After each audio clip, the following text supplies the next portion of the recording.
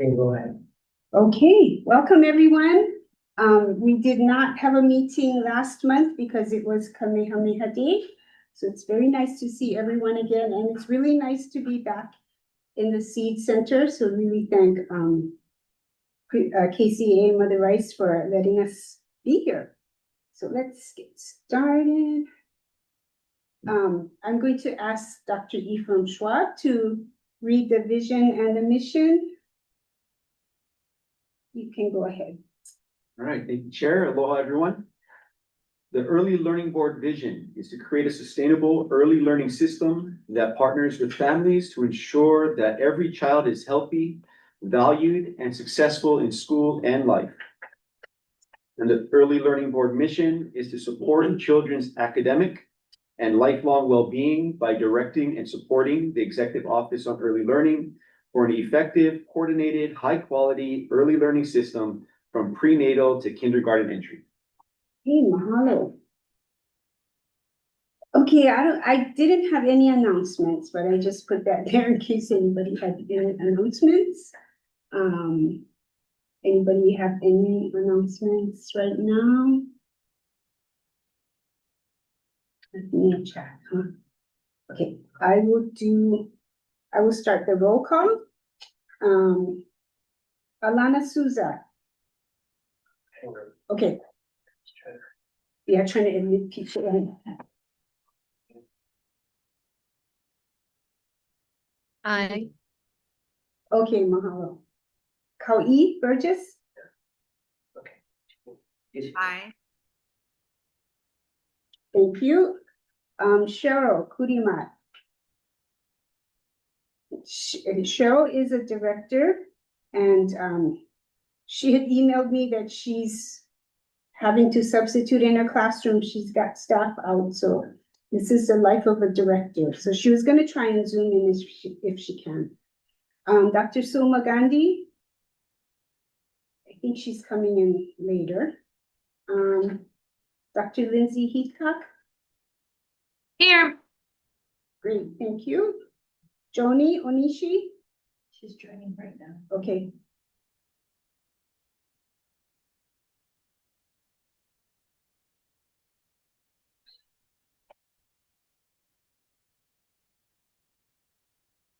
Can she? She heard it. Yeah, Joni Onishi. Here. I'm here. Okay, thank you. Stephanie Shipton. Aye. Here. Great. And I'm here. Okay, and then for our non-voting members, Dana Luca, DHS. Here. Great. And Disa for DOE and Diana for HIS are not able to make it today. Napua Rosio for Kamehameha. Not yet. Steve Schatz for UH.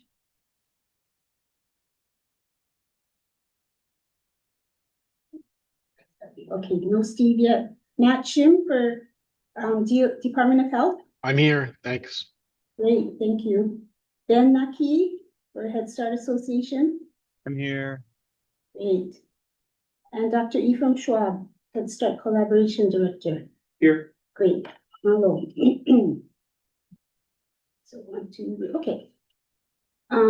Let's see. Next we'll do the May minutes. So it has been 2 months. The May minutes were sent out to you and they're linked in the agenda. Were there any corrections?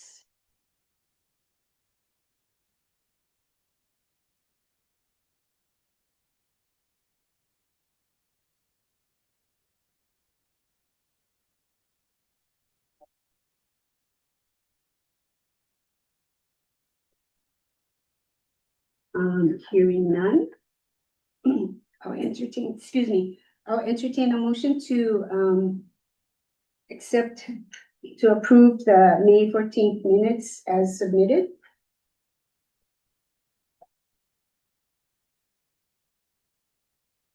This is Stephanie. I can motion to approve minutes.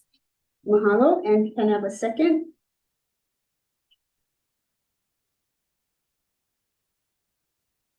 I'll second. Okay, mahalo, Lindsay. Okay, we have a motion to approve the minutes as submitted. Any other discussion? Anybody realize there are edits to be made? Okay, hearing none, I'm going to go through the vote. So Alana Souza, Aye. okay, Kau'i,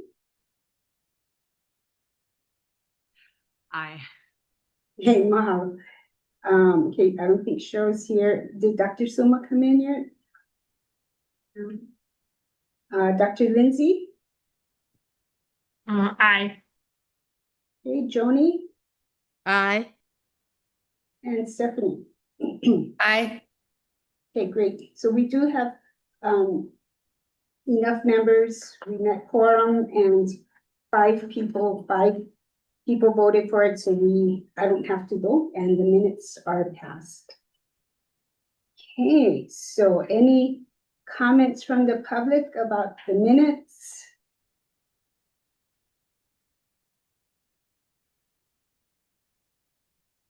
No?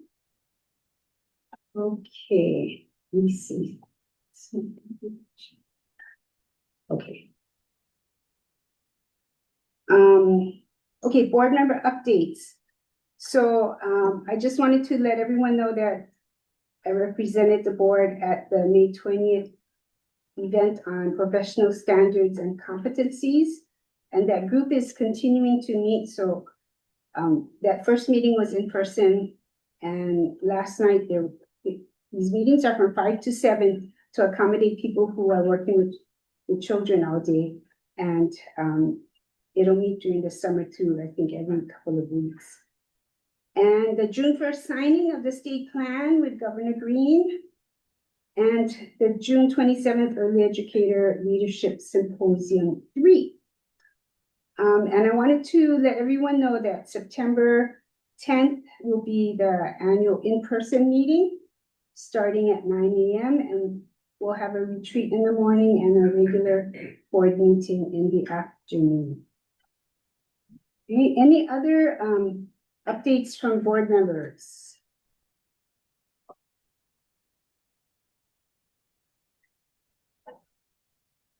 No? I think, well, Alana, you're back with the Kauai I can't remember the acronym.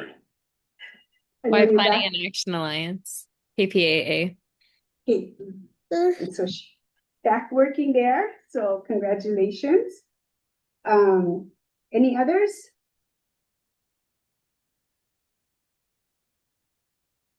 Okay. Oh. Okay, wait, excuse me, I gotta get back to my screen so I know what we're doing.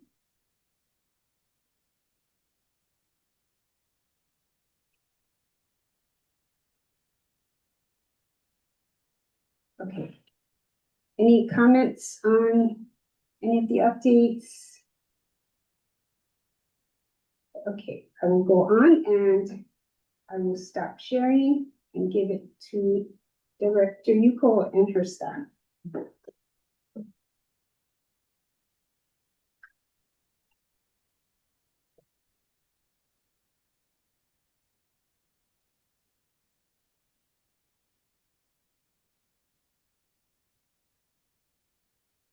Hey, hi everyone. It's nice to see everyone after a month off. We have a lot of updates to share, and so we'll kind of keep our presentation moving along for a compilation of things that happened since we last met in May.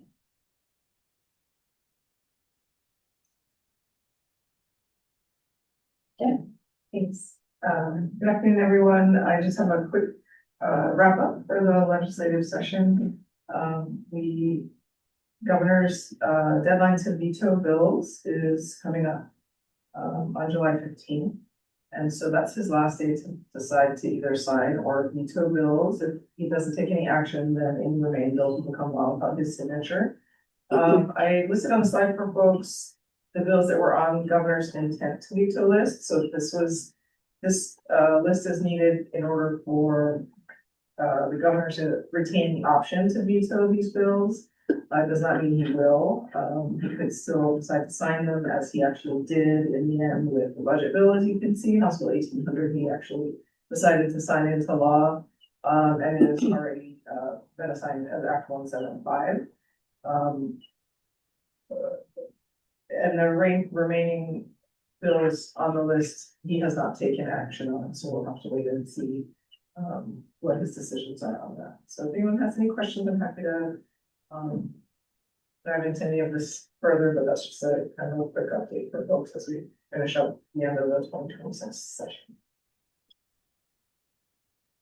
Okay, moving on to action item number 1, which is workforce development and support. Good afternoon, everyone. I'm Ian Okamoto, Workforce Development Specialist with our office. Wanted to just share and make this kind of announcement to the board, or sharing for the board. We are very happy to announce that for this school year, we've launched the Mary Penny Castle Award for Teaching Excellence in Hawaii's public pre-kindergarten programs. So that's a mouthful for our award, which has been made possible through the generous support of the Samuel N. and Mary Castle Foundation. This award is going to recognize teaching excellence in early childhood education. And we are going to be honoring an outstanding pre-kindergarten teacher from amongst our EOEL and charter school programs. And so what's amazing is that the recipient will receive an unrestricted $10,000 prize in honor of and recognition of their contribution to early childhood education. We do have a robust selection criteria, and we'll be working to select our award recipient in the coming months. There were a total of 9 nominees that came from both our EOEL and charter schools. We're anticipating the return of applications from these nominees by July 31st. There'll be a review process that goes from August to September, and then we'll have an awardee announced in October. And more information on that will be forthcoming, but did want to share that exciting announcement. Another exciting announcement regarding workforce and workforce pathways. The Hawaii Teacher Standards Board has approved UH West Oahu's Early Childhood Education P3 add a teaching field licensure program. So this was one of 3 programs that UH West Oahu is going to be standing up. And so this program is designed for existing HTSB elementary education license holders. So this will allow them to add the field of early childhood education. And finally, as Chair Yamashita mentioned, the Early Educator Leadership Forum 3 was held on Saturday, June 27th at Honolulu Community College. It was a really great gathering of folks in the field. There was a keynote presented by Dr. Ann Douglas. We got to hear change project presentations for the Leading for Change cohort. This is the 3rd cohort of folks who are going through this Leading for Change leadership development program. And there were remarks from Representative Andrew Garrett, really encouraging leadership in the field. And there are opportunities for the Leading for Change, there's an opportunity for Leading for Action communities of practice in the afternoon, conversations around different areas that require some leadership in the field. And so it was really exciting to be a part of this gathering, and hopefully this will be an ongoing thing, and there'll be a future cohort of Leading for Change. Thank you. Moving on to action item number 2, facilities for early care and education programs. I just wanted to share that EOEL has been in the very beginnings of conversations of supporting a community-based infant toddler care. Right now, we've recently learned that the Department of Human Services, Attorney General's offices, the Department of Transportation, School Facilities Authority, EOEL, and of course, the Department of Human Services and everyone else who's related to licensing are working together to be able to open up a new contracted space for infant toddler care in the Department of Transportation building in downtown Honolulu. So this is something new and exciting that EOEL has not necessarily participated in before because all of our contracts currently exist on DOE campuses. So stretching ourselves a little bit to learn more and especially pushing into the infant toddler care space. So we're really excited about this opportunity. Going along with that, another opportunity is in support of community-based preschools. So one of the projects is in partnership with the Department of Accounting General Services and EOEL at the Kahului Civic Center. We are working, of course, with Department of Human Services to make sure that the space is created properly and appropriately for licensing. And again, this is something new for EOEL that we're pushing into and learning more about how to contract community-based providers into state spaces that are not on DOE campuses.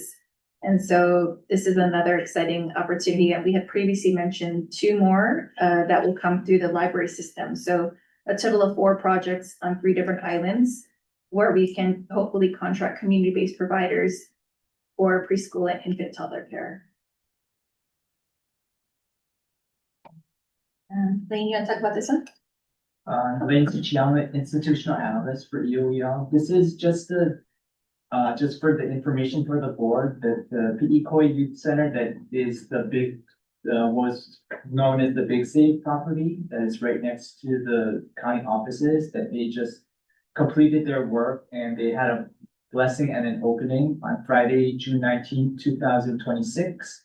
And there will be 4 organizations that will be housed at that location. So the anticipated operational date for the first tenant will be Keala Foundation, and that's going to be in August 2026, with the other 3 phased in over the next several months.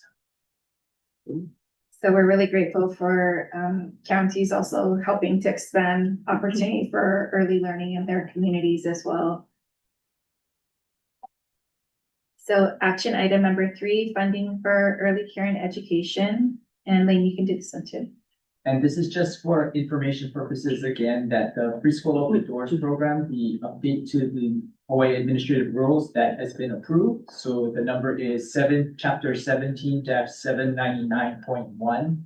That was approved and it became effective on May 29, 2026, which is the same day that they opened applications for this upcoming program year. So some of the important features of this updated chapter 17-799.1 is that the application period is now a 14-month application period starting from April 1 prior to the start of the upcoming program year through May 31 of the current program year.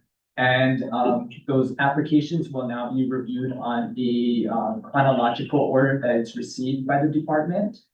So family unit eligibility is 3 years prior to kindergarten entry, whereas before this, it was just 3 and 4, so 2 years prior to kindergarten entry. Family unit eligibility is that the monthly gross income cannot exceed 500% of the federal poverty guidelines that has still carried over from the last update to the rules, and that they have a continuing eligibility for the program so that there's now a process for which when you enroll, so if you're a 2-year-old enrolling, that they will send the forms to update whether you're going to continue on in the program rather than having to fill out an application every single program year. We know that people had asked at the last board meeting when preschool open doors was going to open up. So we're really excited that between last board meeting now it has opened and it has actually expanded. And again, this is just highlighting the income thresholds for eligibility.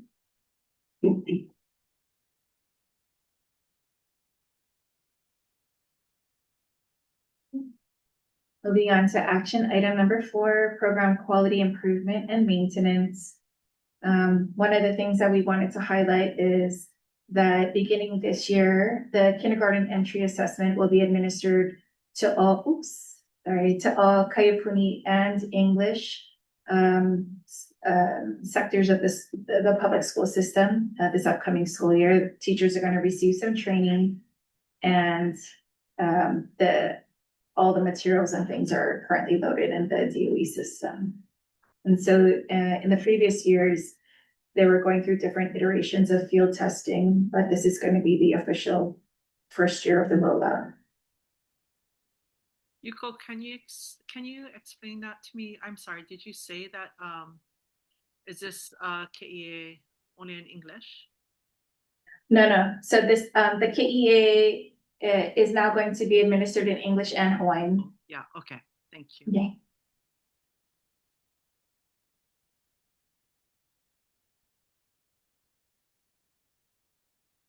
And then we had Ephraim and Remy from our office attend the ACF National Research Conference on Early Childhood. And the focus of this was to address program quality improvement and maintenance. And we'll have Remy share about this. Thank you, Yuko. Good afternoon, everybody. Yes, Ephraim Schwab and myself were attending this conference in Arlington, Virginia. This is the National Research Conference on Early Childhood. I've put on the right of the slide, a snippet of the program and the sort of presentation that happened there. And if you want to see the program, I suggest you consult it. I've put also the PDF link at the bottom right. Here in the middle of the slides, you have the poster that we showcased there. This is joint work with Loen Padeski. And if you want to see the detail of this work, you have the QR code that you can scan, and that would link you to the preprint. Thank you. Thank you. Remy, can you just give us a few sentence highlight about what your research was highlighting?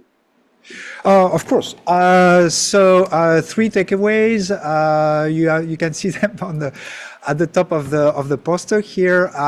Anyway, I was showing the impact of preschool in general, and the public our state funded public pre-K program alongside the community-based preschool programs and their impacts on kindergarten entry and on absenteeism in first grade. So in both cases, these programs have a positive impact on both outcomes, school readiness and absenteeism in first grades. And those impacts are particularly meaningful for the Pacific Islanders population, that is everybody from the Pacific but the Native Hawaiians. So for them, I mean, everybody benefited from the program, from those programs, but for the Pacific Islanders communities and children, the impact was twice as large. Thank you, Remy. There is much more in this paper. You can consult it by scanning the QR code here, and you can look at the details of that study. And I'm happy to answer any questions you might have. Thank you. Thank you, Remy. So I really appreciate that not only did Remy and Ephraim attend, but they chose to host a poster on some of the information that Remy has been working on while he's been in EOEL just over the last year. So we're really grateful to highlight all the good work that's happening in Hawaii. And we're grateful and thankful for the partnership with Lauren from the DOE on this research project. And so for that initial first portion that's specifically focused on aspects of the roadmap, does anybody have any questions about anything that has been presented so far? Sorry, Yuko, this is Steve. Going backwards a little bit, the KEA in Hawaiian, sorry, maybe you mentioned it, but how was that developed? Was that a contract or did you guys work with folks at UH? I'm just sort of curious because that used to be part of my world. Oh, yeah, so thank you, Steve. This is just more of our announcement to let people know that it's coming out. EOEL was not specifically a part of this work. We believe it was running through OHE, who is facilitating it. But it's not specifically EOEL related. This is just an announcement that it's coming out. Oh, but you know, like, did OHE develop it itself or I'm just curious how it got done. So I know that there were iterations going on, but I don't know if it was contracted out. They're very, yeah. That's okay. I was just curious. Okay, thanks. OHE, I'm sorry. Yeah. Office of Hawaiian Education in the Hawaii Department of Education. So the Office of Hawaiian Education within the Department of Education leads Kaiapuni schools in the Department of Education. And so EOEL Hawaiian Language Public Pre-K is like adjacent to their work.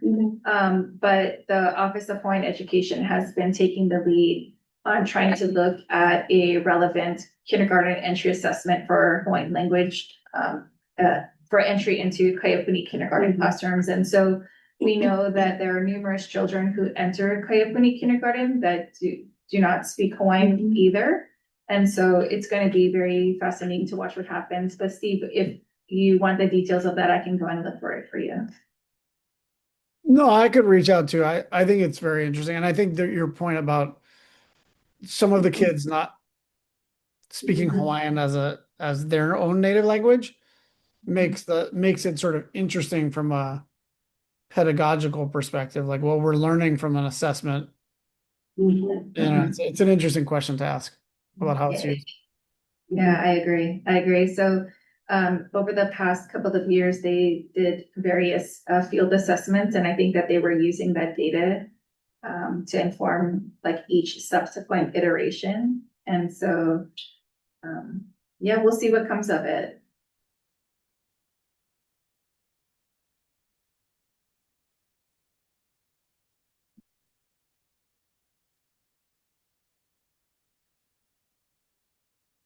Now we're going to share some highlights about early learning. And so I'm going to turn this over to Rachel. Hi, Rachel Armstrong, Educational Specialist, Public Pre-Kindergarten, ELB. Looking at our systems and our vision on reciprocal learning amongst all the folks that we work with, put some highlights here from the past month. Student learning that's inquiry-based, and so this is from Lincoln Elementary, where students were teachers tap into students' prior knowledge and then finding out what they're curious about and their wonderings, which evolved into a whole bird unit. And they then explored materials in different centers and created nests. And interestingly enough, their mascot is the polea, or the golden plover. But it was really unique to go into the classroom and see how the students' wonderings and curiosities are driving the learning from a very young age. Again, across that ideal of within and across learning, this was a staff learning opportunity at one of our induction series. And it's a video that just showcases one of the opportunities where we were looking at executive functioning skills. And this was the Executive Functioning Olympics. So if people wanted to replicate that in their trainings, it was just a way of getting our participants interactive and learning about executive functioning through Simon Says type Olympic style activities. So that was the staff learning with principals, teachers, some district personnel that joined us, and some community partners. Did you want me to play it, or it's just for them to look on their own? If you want to play it, it's like a minute something, so up to you. If you want to see So we're gonna small portion of it. Just a little bit? Yeah. Okay, sure. I watched it. It was fun. That was Principal Jay Lynn that got paused there at the beginning. I'm sure he loved that. So this piece was do the opposite of what you're told. So it's kind of following the Simon Says rules, but you have to think differently. So if Simon says raise your right foot, you have to raise your left. So then we were talking about in your brain, what are the executive functioning pieces when you're being asked to do these tasks? You So this was you one can't of hear the the, one activities. you can see people having to sit down because. Yeah, they may have gotten out. So that one I think was hard. I may have had to sit down on that one. It was like turn clockwise, time to turn clockwise kind of thing. This one was basically whatever your partner tapped, then you had to do something based off a pattern. And so one of the pieces they were saying it took focus because there was a lot of people in the room doing a lot of tapping. In this exercise, they were looking at a word where green was the word, but maybe green was in blue. And they had to say what they saw. And then this one was red light, green light. So this one was the most fun to see how competitive the principals, particularly the principals were in this one. So then we talked about all the things that are foundational for students in learning, because in order for students to learn, the foundation of that is their executive functioning skills, which often are greater predictors of lifelong success than IQ. So we definitely wanted that to be a part of our learning journey with staff. Thank you. And then also leadership learning. So again, we're looking at within our system and across our system. So how we're aligning from pre-kindergarten to grade 3. And so this was one half was principals in person, some principals came online. And this was DOE leaders participating in the admin training where we were focusing on looking at understanding TS goal data and the progression of standards from pre-kindergarten to 3rd grade. And lastly, looking at our partnerships and how we can partner outside of public pre-kindergarten. So we had several community partners as well as our early learning state office teachers come to cognitive coaching training. It's a series of training, 8 trainings in total, where it looks at developing people from what they know and their states of mind using questions to bring about their own learning and their own thinking rather than telling them.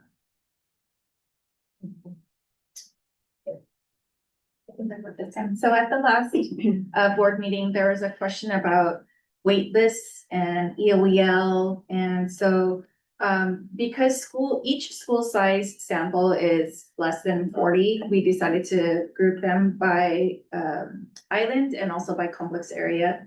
And so here's the last school year data, 25-26. You can see across each island how many applications we received across each island, how many students were enrolled, how many were waitlisted. And when we say accepted and pending, it means that they've been accepted. We're just waiting for them to complete the process to actually become enrolled. And this is a snapshot at near the very end of last school year.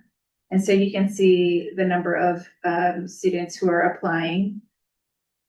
Just one thing I think Remy had some data on unique applications versus the duplicate applications of the same child, but it's still more than the seats that EOEL actually holds in our inventory.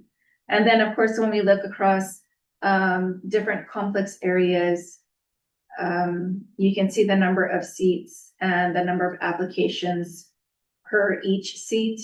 And so again, just the number of applications we receive outnumber the amount of seats that are available to families. So if anybody in community-based schools has strategies of how to also communicate your opportunities that might be in these areas for these families, we'd really greatly appreciate it. Nobody wants to be on a waiting list when they've got to work or go to school or do other things. And so any way that we can all kind of pull together to help out would be really great. And hopefully the expanded preschool open door subsidies will be helping to decrease the number of people who are sitting on a wait list. So EOEL will share with these families that aren't accepted, the community-based program. Yes, absolutely. Okay. So when a family goes onto our wait list, everybody gets an automated generated push out. And it says, here's how you can apply to preschool open door subsidy. And it gives them the direct link to that. And then we also give them a low to no cost brochure that has everything from family child interaction learning programs, early intervention, if that's what they might be looking for, subsidies, Head Starts. I mean, there's so many things that are in our low to no cost brochure, but if you'd like to take a look at that, it is on our website. So every family does get that who applies to ELB. Yes. And then this is for this school year. So far for the 26-27 school year, we've had 3,353 applications. And you can see the number that are enrolled. So once somebody gets approved, and sometimes it takes families a little bit of time to get enrolled because there's a lot of things that go with getting enrolled at a school site. When you see the amount waitlisted, it's sometimes like those are pending because we have certain periods, right? So priority and belonging to homeschool, priority not belonging to homeschool, and then we have those who do not fall into priority categories. So some people are held on the wait list until the next priority category, till the next marking opportunity period opens up. And so the accepted says that these families have said yes, they want to send their child to an ELEL public pre-K. They just have to get to the point of becoming in. Okay, moving on to family support. Ephraim? This was the Head Start Literacy Outreach that I had previously talked about that we're about to embark on, but we were able to go out there and visit many of our Head Start programs. I would like to thank Tara from our office who did a tremendous job just organizing logistics, contacting our Head Start programs, and just performing all the things necessary to finally get these resources into the hands of our children. We had an excellent time doing readings with the children, handing out information on story times at local libraries and how to get involved in the Hawaii State Library summer reading program. So it's a great partnership with the Hawaii State Library system as well. And I just want to special mahalo to all of our programs out there who allowed us to come into their classroom and experience what they do on a day-to-day basis. The staff, the teachers, the students, just everything was excellent all around. And on the next slide, we had a special reader who did come in to read on Maui. So thank you to our chair who read to our Head Start students. We had a tremendous time playing head, shoulders, knees, and toes, where I tried not to have difficulty touching my toes. So I thank you, Chair, for engaging our students in that way. You can tell she was a consummate professional with many years of experience. So thank you. I had to reach back, man. But also the lead teacher in that center happened to be one of my former Maui College students, and she had just gotten her West Oahu degree. Wow. So yeah, so great. Yeah.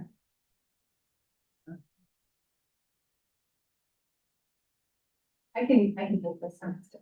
So we were also out at the Keikioka Community Resource Fair. It's been a very busy couple of months with outreach and community events.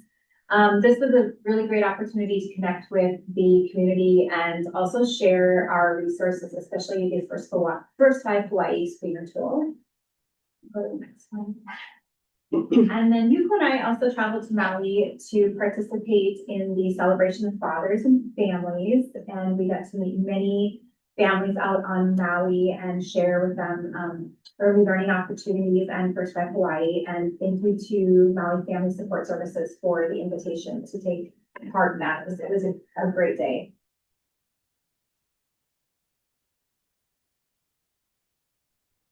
Allison? Hi, Oh, Heather.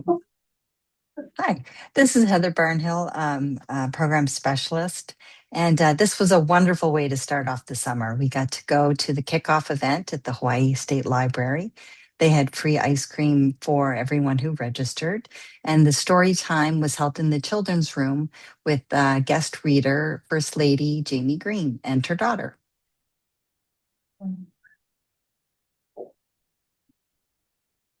Moving on to health, mental health, and nutrition. Hey, Allison Hanley, Program Specialist. I just wanted to share about the Go Knapsack Leadership Team meeting that just met last week.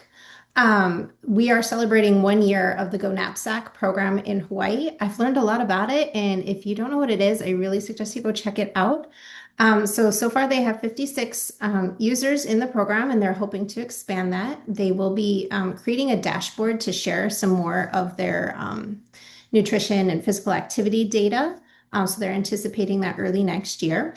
But I also wanted to highlight that they, as part of this program, are offering webinars. And initially, these were just for participants.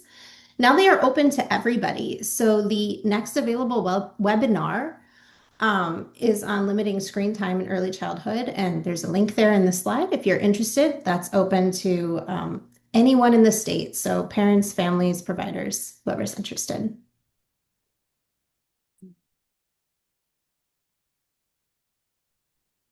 Hi, good afternoon, everyone. I'm Mikako Deguchi, institutional analyst. I would like to share about a wellness fair that we attended. EOEL participated in the Community Wellness Fair on July 27th in Iva. The fair was hosted by Halekipa. Halekipa is an Iva-based organization that provides residential, clinical outreach, and workforce development services for youth from early childhood through young adulthood. The event brought together a wide range of community organizations and resource providers. It included a federal credit union, community health centers, the public library, and many others. The organization shared information on financial wellness, physical and mental health, literacy, and other community needs. Overall, I thought the fair did a great job of bringing together resources that support the overall well-being of individuals and families. Thank you.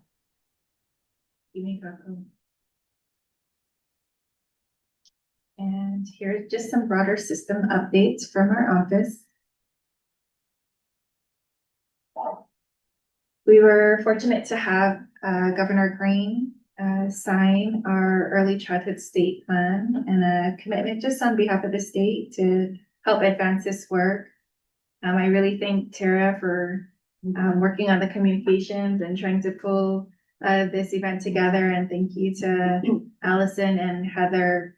It was a really short turnaround, and we decided to keep the invites to people who were on the steering committee for the state plan and EOEL individuals who are connected directly to the state plan. And so we know that there are so many more people who are involved in supporting this effort. So we just want to say it is we stood on behalf of everybody who participated, but the bigger idea is that we're really grateful that we have the governor's support of our work.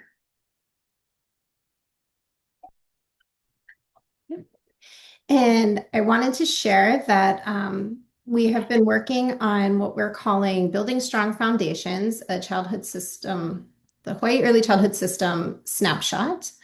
And we hosted a webinar at the beginning of June to get some initial feedback on this data, which is the goal being to show the overall health of our early childhood system in Hawaii. What's pictured here is actually outdated, but this is the version that we had shared in June with our webinar. So we did send out a recording for that, or if you're interested in it, let me know. You can learn more about it, but we're anticipating the release of this document and its accompanying supplemental information in August. And I wanted to just loop back around to the purpose of this snapshot. If you recall, when we were creating our early childhood state plan, there was a question by a board member who said, is this going to tell us about like the health of the early childhood system? And the answer is no, because the state plan was, it's only a 5-year plan that was targeting specific parts that were coming out of a comprehensive needs assessment. But we really thought deeply about how can we try to look at the health of the early childhood system in Hawaii. And so when we launched our state plan, we had a lot of people participating in this a section of the event where people could talk about, if we were to try to take a look and try to get a pulse of the health of the early childhood system, what should we be looking at? What do we need to track and monitor and pay attention to? And so that's where this initial set of data pieces, this is what focused this initial set of data pieces that are going to be highlighted on our very first snapshot. It is our intention to do this annually. And so hopefully we can track this data longitudinally and maybe it can help to inform future state plans as well.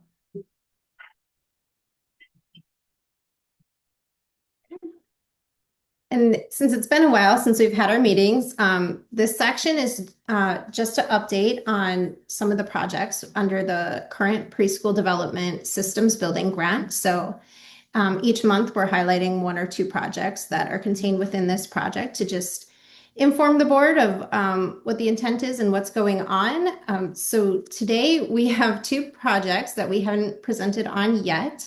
The First Five Hawaii Common Application, and then the Infant and Early Childhood Mental Health.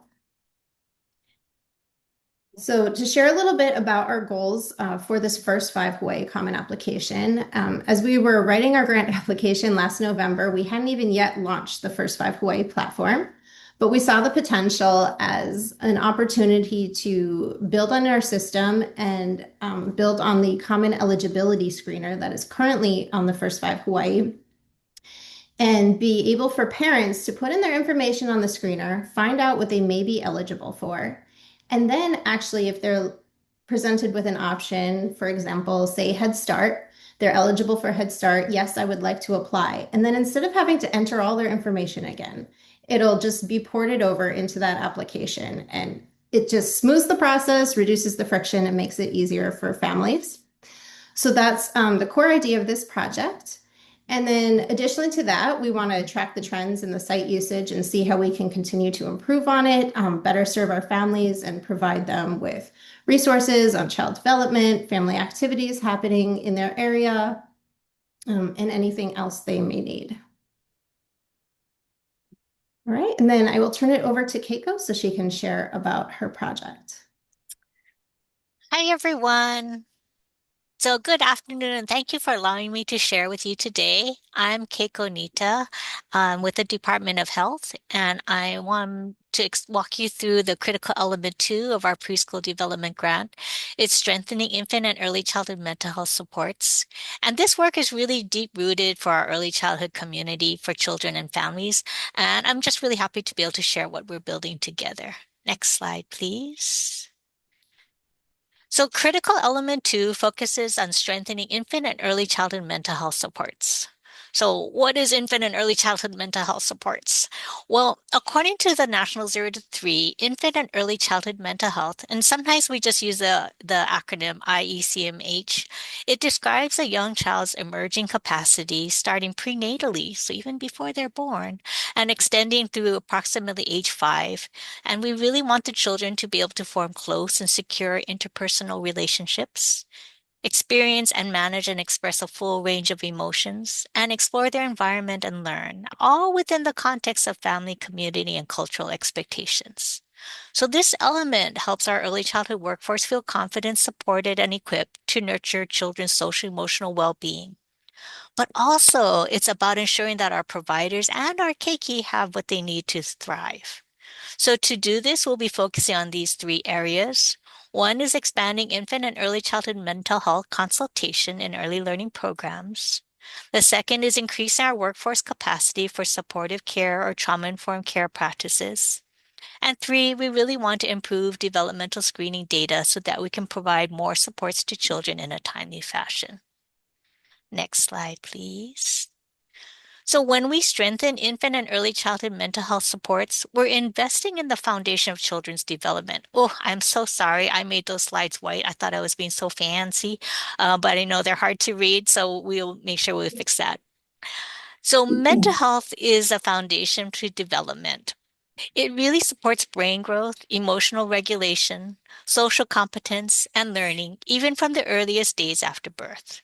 Not only will our childcare providers be better supported in working with children, but hopefully it will support their own mental health and well-being so that they can care for themselves and the children that they care for. And wow, look how fancy is that? There are magic genies on the screen. They can fix it. So I would like to see $1 million in my pocketbook next. If somebody can work on that, please. So again, we're focused on these three areas. And infant early child mental health consultation is expanding access to trained consultants who partner with providers to build strategies, strengthen program environments, and support children's emotional development. Trauma-informed care training is making sure that providers understand the impact of stress and trauma and learn about ways that they can create safe, calming environments for children and for themselves. And finally, again, looking at developmental screening and referral data, we'll be tracking the screenings and referrals so children receive timely supports and providers have clearer insight into each child's developmental needs. These pieces work together to help children feel safe, connected, and ready to succeed. Next slide, please. So let me dig deeper into each of these three areas. First, what is infant early childhood mental health consultation, or IECMHC? So you'll see the explanation on this slide, but basically it's prevention focused. So it's not treatment focused. We're talking about preventing any concerns before they become greater needs. It's looking at capacity building approach to supporting children's social and emotional development and adult caregiver well-being. Instead of therapists working directly with children, these consultants partner with the adults. That's the teachers, the caregivers, the home visitors, the program staff, and families. So the consultant's role is to help adults understand children's behaviors, strengthen their daily practices, and create environments where every child can flourish. This is something that our providers do every day, but again, this is just to have a consultant there for an extra set of eyes and ears. The next slide, please.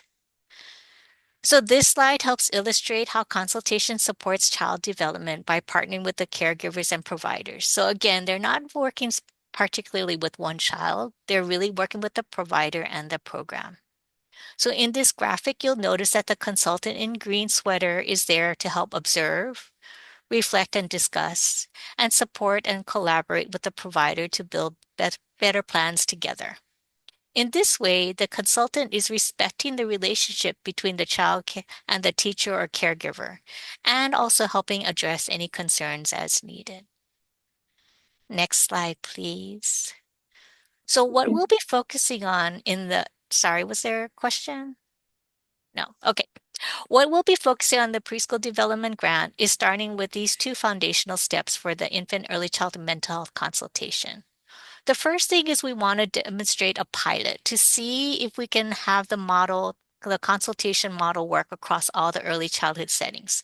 So this is including our center-based programs, but also our family child care programs, family child interaction learning programs, as well as home visitors and anybody in the community. From there, we want to develop guidelines and training so that we can train infant and early childhood mental health consultants statewide and have consistent expectations, tools, and support. These early activities will help us grow infant early childhood mental health consultations statewide, which is what Department of Human Service and Department of Health are working on as we're trying to implement this for our licensed and registered child care providers. So next slide, please. So the next one is looking at trauma-informed care. So what is trauma-informed care training? And many of you may have already been through some of this, but trauma-informed care training really helps providers recognize how stress and trauma impact young children as well as themselves. It teaches them to respond with empathy, create predictable routines, and build environments that support healing and resilience. This is essential not just for children's well-being, but also for our provider well-being. Next slide. So our activities in this area really includes partnering with agencies such as Patch, Learning to Grow, the Association for Infant Mental Health in Hawaii, and others such as Danny Goya to develop and implement trauma-informed care and resilience training. So we'll be offering these training at our early childhood conferences that are coming up and through virtual sessions so we can make it accessible for providers statewide. We really want our workforce to feel supported, valued, and equipped. And next slide then. And finally, let's focus on developmental screenings and referrals. So developmental screening uses validated questionnaires such as the Ages and Stages questionnaire that you see on that slide there, just to check where children are developing in the areas like communication, social emotional development, problem solving, and gross motor and fine motor skills. When screenings show possible concerns, then we want to make sure that children are referred so that they can get optimal supports as needed. So if they're under age 3, we ask that they be referred to our Department of Health Early Intervention section. For children between the ages 3 and 5, there's always our preschool special education folks. And of course, there's other community resources. This process helps to ensure that we're catching concerns early so that we can provide support to help the children's optimal development, and teachers and caregivers can help understand and provide supports to children in their care. Next slide, please. So I know this isn't fancy, but we're going to start off small to make sure that we can tweak it as we go. But basically, we'll be using a form to track screenings, referrals, follow-ups, and service connections.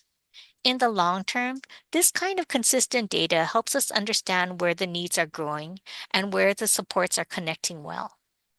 You'll notice that some of the data we're collecting includes the geographic community, the ethnicity, and the developmental domains. So let me give you an example why this is important. So if many of you know Angela Thomas, the early childhood coordinator for Hawaii Island.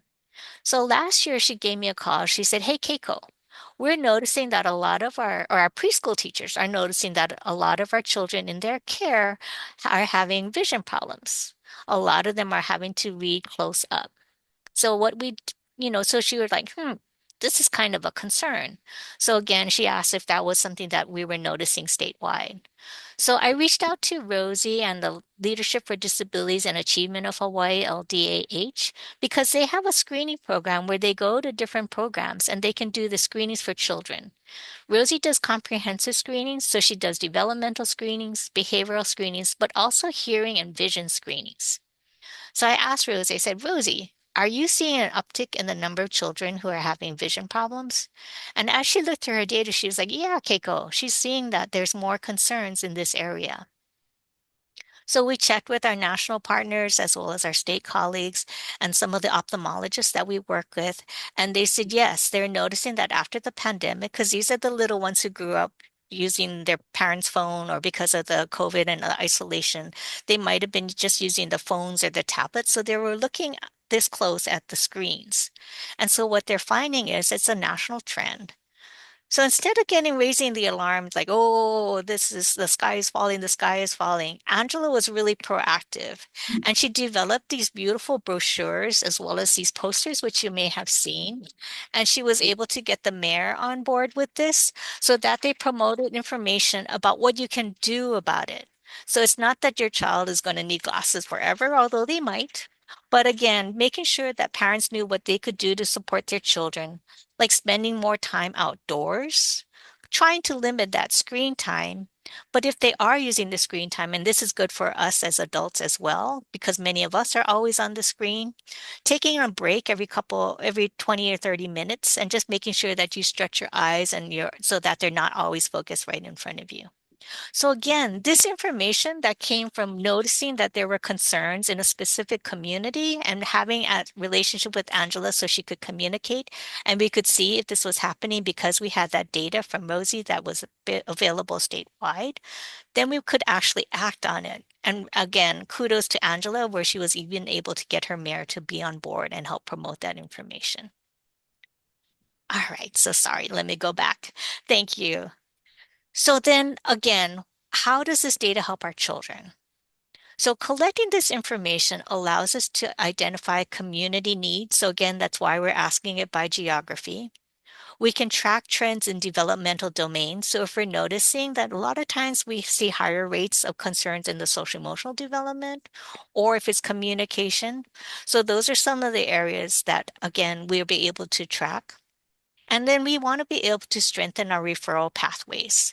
So just because we know that you can refer our children to early intervention or to preschool special education, we want to make sure that families know, or parents as well as our providers know, where they can refer our children for services. And we also want to be able to help our families better understand their own child's development. This will also help support providers in planning effective environments and activities. And also we can help build policies that reflects the real community conditions. So data here isn't just numbers, it's a tool for helping our children and families. Next slide, please. So we'll be focusing on 2 activities. We'll be looking at a data tracking system, and right now it's just that data form that you saw, nothing fancy, and also provide a little bit of incentives for programs to share their de-identified screening and referral data. Because we know it takes time to collect that information and then to be able to report and share it with us. We also want to develop a developmental screening and referral playbook so that we have all the protocols, suggested validated screening tools, clear guidelines on the screenings and referrals, and then again, the different resources that are available. This will help create statewide consistency that families and providers can rely on. Next slide, please. So overall, this graphic shows what we hope to accomplish with this grant in these 3 areas. We want to be able to increase the number of trained infant and early childhood mental health consultants, as well as increase the number of programs receiving infant and early childhood mental health consultation, strengthen resilience and building and the whole child support for early learning workforce through our trauma-informed care training and supports, and again, improve that developmental and social emotional screening and referral system. Next slide, please. So looking ahead, our goals extend beyond just this preschool development grant period. We're really looking at statewide consistency in early childhood mental health consultation. We want to be able to provide ongoing trauma-informed care training for our providers. And we want to figure out a sustainable data collection system so that we can ensure that children receive timely and appropriate supports. These goals will help us build a durable statewide system that supports children's social and emotional development and well-being long into the future. Thank you for being a part of this work that honors both our child and caregiver. Together, we can create a future where every keiki is seen and every provider is supported and every relationship has a chance to blossom. Thank you again for all your commitment to Always Keiki and for our early childhood workforce. My contact information is below, and I appreciate your time today. Thank you. Thank you, Keiko. We're gonna keep going forward to first 5 traffic and leads, and after this next section, we'll have an opportunity for people to ask questions or offer any comments on anything that you've heard so far. Okay, Remy? Thank you, Yuko. Yes, you can go ahead and I think, yeah, you have to move on the slides. So this is first 5 Hawaii traffic and leads. The data that I'm going to present here cover the traffic that went through the first 5 Hawaii platform and the screener in particular. The data covers February to May. Next slide, please. Hello? Is this the right one? Yes. This one? Okay. Okay, no, the one before. This one here. Yeah, thank you. Okay, so this is here you have on the left the number of the visitors. There is the number of views. So that could be any that land on the homepage.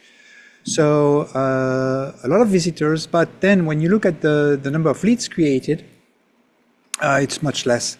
You have about 3.3% visitors who became leads. Leads are the data recorded when visitors do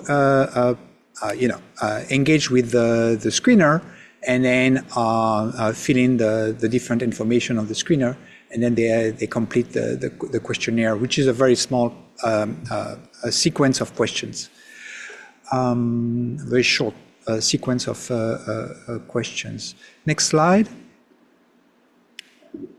Okay, so on these slides here, you see the traffic channels. So you have the volume of visitors and the engagement they have.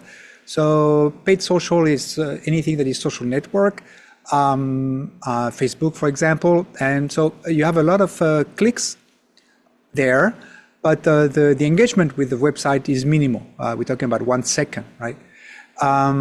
Whereas by contrast, and you can see this with the orange dot on the far right, the organic search visitors that are actually looking for first five spend more time with it, which makes sense, but it's good to see it here. Some direct link or referral are also get more engagement with the website. Next slide, please. Regarding the screener, this is the funnel. So we look at each of the page of that screener.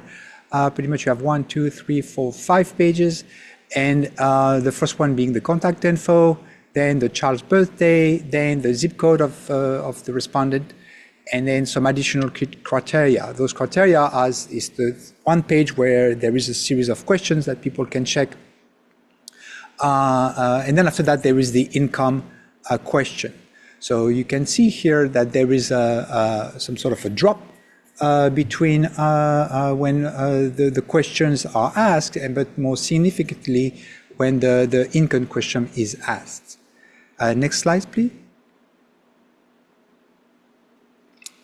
Okay, so here this is the organic search, which we saw that it was the most it was the sort of search that kind of recorded the most engagement with the platform. Here you see the what's called click-through ratio. So that is, and this is purely a Google search here, organic search. So when the searcher is actually entering some what we call branded terms like first five or Hawaii, first five Hawaii, combination of those, then and then the first five Hawaii is represented among the results on that first page of the Google search, then there is about 50% of click-through. That is, the searcher is actually clicking on the first five Hawaii and then reach the platform, right? So at least reach the web page, and then eventually we hope the screener and the platform. By contrast, there are services that are there are searches that are actually showing the first five platform, but that are non-branded. That is, the search are not kind of putting first five Hawaii or combination of those, right? And so they just search for things like, for example, Part C Hawaii or Parent Income Hawaii or activities for 2 and 3 years old or Head Start Hawaii, something else. And as it turns out, when they do search for things like that on Google, and then when the first five platform is actually showing up in the results, there is very little click on the website. So it's a suggestion that we should probably look into those searches and make the result of First Five Hawaii platform a little bit more attractive, a little bit more salient for the searchers in general. So next slide, please. So this is to conclude, the screener is a site score feature, highest engagement, but as we saw, most visitors never started. Income and additional criteria, which is a questionnaire, are friction points. Family that search for some form of services or activities have the first five platform in the results, but they actually don't click on it. And lastly, people do use their mobile phone rather than their laptop, because 70% of the page views are actually coming from mobile. So this is something to keep in mind too. This is it for me. Thank you. Thank you, Remy. And we're really grateful for Remy's analysis, because Well, we know First Five is a really excellent tool and everybody has worked so hard to bring it all in together. One of the questions we've had is, so like, what does it result in? Are people actually getting connected? Are they finding what they're eligible for? And so we think that this is our next best step to try to think about that. So we've talked about the order in which we ask questions. Should we ask certain types of questions on the screeners? Could we leave some of these things off to later? And so we're having some really good conversations around this analysis. But I just wanted to see if there's any questions, comments, or public feedback so far. I do want to comment first on Keiko's, Mahalo Keiko and PDG5, because having developmental screening in the last maybe 20 years, there were several grants or whatever that would have developmental screening, and the question was always, and then what? You screen them, and then what? So this is getting to the and then what? So mahalo. And for Remy, mahalo, and for the first five, for me being in this forever, the fact that HCAN, right? Yes. Really developed the website and then was able to transfer to EOEL. And then, EOEL has Remy and others to really analyze the data. This is huge because remember, you guys, we would be going, where is it going to live? Where is it going to live? Knowing that websites take a lot of work and maintenance and and then being able to use the data, is really huge steps forward. So really, mahalo to you guys, everybody, for all you folks' work. Thank you.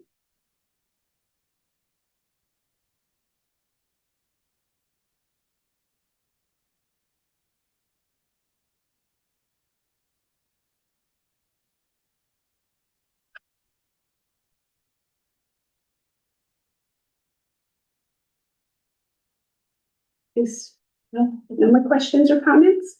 Wow, we're on time.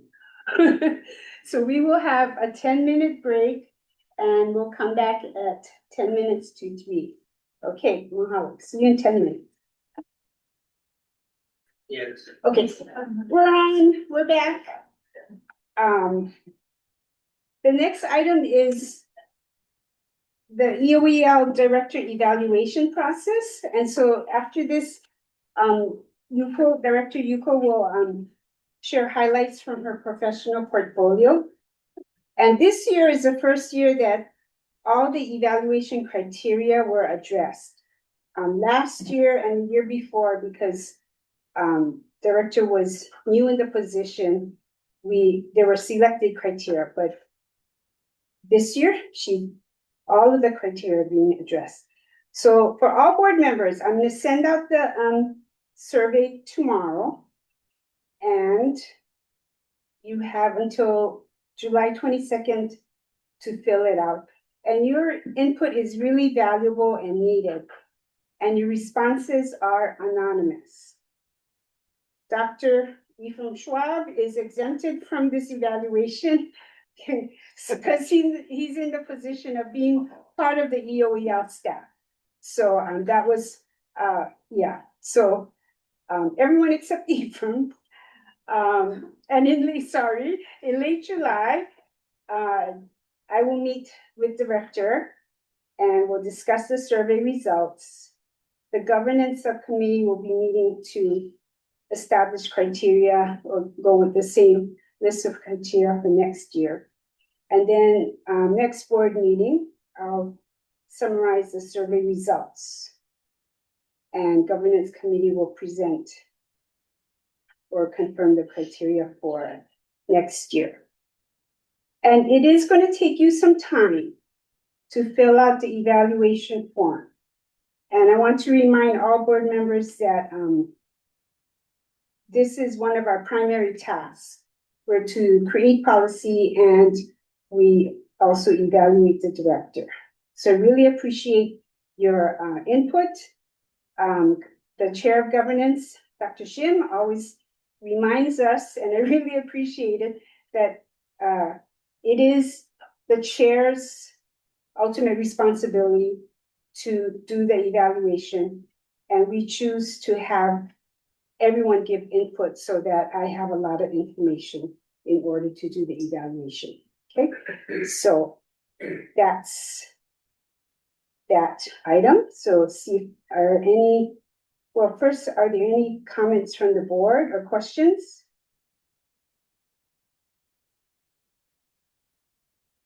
Okay, and any questions or comments from the public?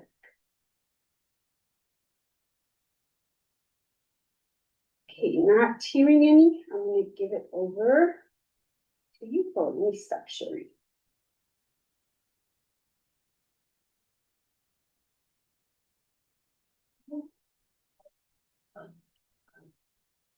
Okay, hi everyone.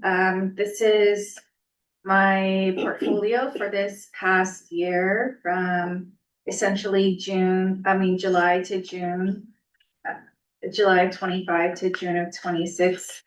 And I choose to hold my information on a electronic portfolio. It's a web page, and the chair will give the link to the site. So I'll go through it. So you can see across the top, these are the main headers of my evaluation. So visionary leadership, advocacy and communication, board relations, operations management, and professionalism. So I'll share a little bit about how it's organized. So you can see here, so there's visionary leadership, and 1.1 is stated in the evaluation criteria. The red portion is something that was asked specifically of me for this year. So even though 1.1 talks about many things, different parts of the portfolio will have a red line that says that the board wanted me to specifically focus on something.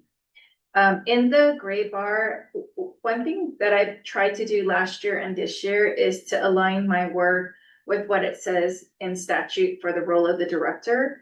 And so the gray bar is my attempt at trying to align parts of my evaluation with the statute parts that are related to the role of the director.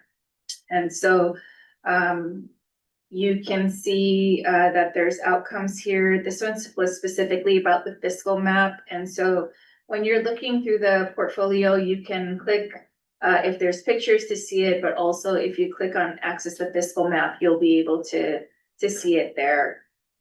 Also in the portfolio are documents from press releases. And then in certain sections, I might say additional opportunities. So these are related, for example, to 1.1, but not necessarily related to the red line that was specifically asked of me. So I thought my way of just highlighting the work of our office and my role is to try to encompass the full picture as much as possible. And so you can see that. I also will include other ways in which we support, for example, family-child interaction learning programs, ways in which we've gone out to community, for example, being invited by different senators and representatives and other offices to speak to specific communities. For example, this one was the Waimanalo Homestead community. And so this next section was talking about providing system support for prenatal to age 2. They'll have, wherever there's a red line, they'll have an outcome. And I'll speak to a little bit about the evidence pieces that are below. And so here ways is asking me to see collaborative opportunities. This is talking about workforce. And so there's some parts about workforce development there, professional development that I had with Chair Yamashita. And then, of course, additional opportunities, such as the work that the entire early learning field did with the initial preschool development grant that P20 held, and then the renewal that EOEL is currently holding. But of course, we have a core committee of many people who are represented probably on this meeting right now. Partnerships with kindergarten transitions. Then we're talking about being a part of the data sharing and data governance work group. This is talking about legislative updates and, you know, our process and how we went about it, and some things that came out in news that were related to some bills that were part of us, and looking at the budget. And so you can see the presentations here about the budget, you know, the presentations that we gave when we're presenting our budget, and then down here, and of course, you know, you can also make it as big as you need it to be. But the budget worksheets that came out. And so when you look at advocacy and communication, again, same structure, the portion from the criteria, my attempt at aligning it to statute, and the red line of what is being asked of me. And so this is talking about community-based providers, looking at data on workforce pieces. Our EOEL and DOE early childhood workforce, uptakes in our stipend program, how we've supported community-based directors and potential directors through the directors training through NEPA. We also did a lot of outreach, talked to people regarding students who have special needs, lots of outreach. And then, of course, celebrating our 100th EOEL public pre-K classroom program, and the press that was picked up on that. Then again, sharing about how we chose to interact with people in the legislature. How did we share our priorities? How did we share what EOEL was working on? And also in turn, how did they share information that we shared with them? So that was really exciting to see them also turn around and share our information, and also additional representatives who invited us to come out, specifically asked us to participate in their community resource fairs. So we're grateful for that as well. Then we're looking at communications and how did we really talk about our early childhood state plan? How did we engage with people? How did we do project tracking of our progress and our monitoring on our implementation? And then how else do we share the message about early childhood? And so we have this for our Keiki running right now on the TV and KHON. And of course, lots of press releases. I just shared about this one with the early childhood state plan. And then other opportunities where we can partner and bring in voice. And so we partnered with a national organization and our team helped look for parents and families in Hawaii who could offer their voice on childcare finders and what do they think about it. And we're also very mindful that we serve diverse communities. And so how do we get the information to them? So one of the big ways that we found is ensuring language access. And so we have that on both our public pre-K site and the First Five screener tool. This is a really cool, it's actually a beautiful picture. They were featured on Living 808 for promotion of First Five. Of course, H-Can and Gwen, who did like a lot of the heavy lifting and a lot of work, and Tara. And I think it just ran today. It just ran today. So that's really exciting. The chair and I had an opportunity, thank you to Department of Health, to give us additional training on media training. And we had a mock session. It's always nerve-wracking. Who wants to hear or watch themselves? Not me. So just learning about how to speak to different audiences for different purposes, and how do we craft messages, moving along, trying to explore compensation, benefits, health, retirement options. And so we were trying to learn more about what exists out there. What are some community-based providers already taking advantage of? What do these entities offer? And so that's one thing we've been really digging into. Also trying to really take a look at leveraging these new federal tax incentives for business childcare solutions. And so if you are a business owner or know a business owner, there's some new federal tax incentives that have been highlighted through the Chamber of Commerce. And if you're interested in learning more about that, you can contact Jen. And just continuing to look at the broader landscape about needs about our personnel and also state personnel and just anybody who lives in Hawaii, and partnering with the HHFBC to learn more about housing challenges for people in Hawaii. And so our office help participate in offering feedback and survey data to them so that they can figure out how they want to help address these needs for people in our communities. And then, of course, continue to partner with the School Facilities Authority, as I mentioned today, the Kahului Civic Center, and then working together to help create these new programs through university systems in Hawaii. And that is what you'll find under advocacy and communication. When you go to board relations, one of the asks was, can you please clarify how does EOEL essentially have all these positions and where are they? And so what we did on our website was to share about our team, but there's a portion up here that talks about here are positions we have, and I'm actually looking at it now because we have to update it for this new school year, but we have these teacher and education assistant positions that are at these different sites, and we support the positions by acquiring them, but they are actually hired and supervised and evaluated by the school level principal. However, our early learning state office team does go in to provide them coaching, mentoring, professional development, and other support in their efforts to lead our EOEL public pre-K classrooms, as Rachel also highlighted. And then to just clarify other opportunities and that, how do we get our funding? So one of the questions was, and how EOEL funds positions and projects. And so we were talking about how we fund our positions. And then one example of a project is by highlighting that this comes through preschool development grant, Birth to 5, and you can find that on our website as well. I did take a capture of all of the presentations that we did for the board meetings this last year. And then again, throughout the legislative season, Jen and I meet with chair and another board member who this year happened to be Kau'i, to just talk about what's happening at the legislature, what's coming up. We have set weekly meetings where we kind of give a run of things that we know that are coming up, things that we've heard about, things that we found, and try to figure out what's an approach that we can take.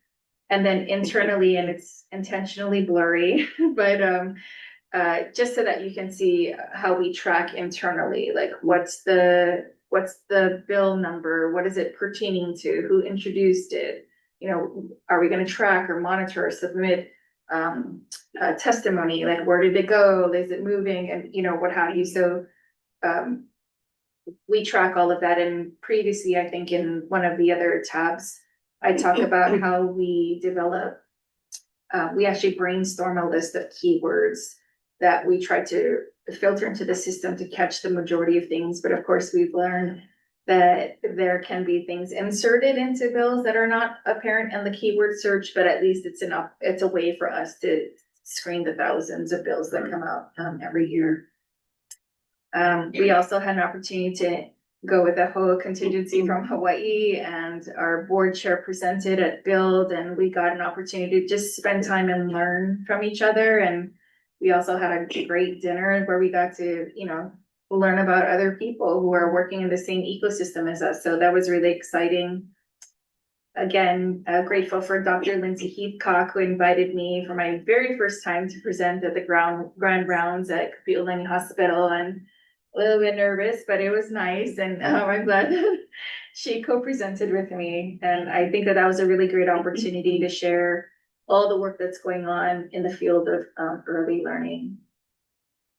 And then in the operations management tab, you're going to see how we talked about, I previously talked about budget. So I felt like it was also here, but also I talked about budget. And so you can see those slides in another place. But this also talks about how do we look at operational pieces of the system. And so one of the ways that I wanted to highlight is that we have specific kind of information that goes out to different groups of people. So Ephraim has a very specific newsletter that goes out to regarding Head Start. And if you want to be a part of his newsletter, feel free to reach out to him and he can share that with you. He's got a lot of really great information, highlights, important information, other things that he's finding from national partners going on. And then Rachel has her own letter that goes directly to like state DOE state leadership, CAS's principals, school level teachers, district support staff about timeline, successes, updates, and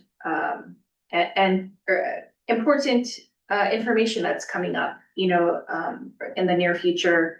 And then, of course, Tara is continuing her Bright Beginnings. So this highlights all kinds of things across the early learning field. And if you're not a part of Tara's Bright Beginnings newsletter, please let us know. We'd love to add you to our list. And then, of course, weekly, I have a bulletin called Future Focus, where we just highlight, again, you know, be focused on our vision and our mission. So that's the first thing at the very top of the newsletter is the vision and the mission of our office and what's happening this week and other very pertinent articles. So I like to kind of keep a pulse of what's happening in communities, what's happening in our state, and also what's happening nationally, so that we can, it kind of helps us calibrate where we are, opportunities that are coming and existing, and other states that we can partner and talk to about things that we might be trying to explore. And then, again, the budget. So you can see how I shared those slides. Then we were talking about, you know, just this one was talking about compliance. And so there are a few things where I had to have conversations with our board chair, and we were working through some things this year. But one of the parts that we have instituted in our office is the common onboarding folder. So every new employee that comes into EOEL has an opportunity to go through some very specific activities. Some are required of the Department of Education. Some are relevant because we've instituted it within our own office, and also give them an opportunity to meet essentially all the different parts of our office, so that as people move through their work, they can also see who they can learn from and also get support from as well. And then this year, I implemented a tool to solicit feedback and reflection for improvement for our staff members. So I gave the first one in December, and I gave a second one in June. And you can see a couple of big broad data pieces right here. Basically, like, what is their role? So who actually took this survey, and how long have they actually worked with me? And so I'm not going to show you all the other stuff that's for the chair, but you can see that the range of people who are in our office. And then we did bring on a lot of people to our team this year, and we took advantage of the Hele Imua program for the very first time, and had a really great experience with that. And then every year I decide on an office-wide professional development. So we've done trauma-informed classrooms, we've done systems thinking, we did something else I can't remember right now.